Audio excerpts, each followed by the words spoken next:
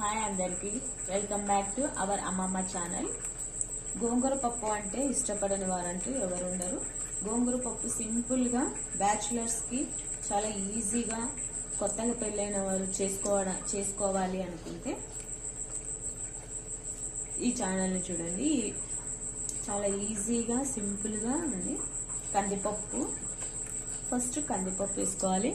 తర్వాత పచ్చిమిర్చి, టొమాటో, గోంగూర, ఆనియన్, పసుపు, సాల్ట్ అన్నీ ఒకేసారి వేసి2 గ్లాస్ వాటర్ వేసుకొని కుక్కర్ మూత పెట్టి 4 విజిల్స్ వచ్చే వరకు పెట్టి తర్వాత ఆఫ్ చేసి పప్పు రామి తాలింపు పెట్టి గోంగూర పప్పు రెడీ.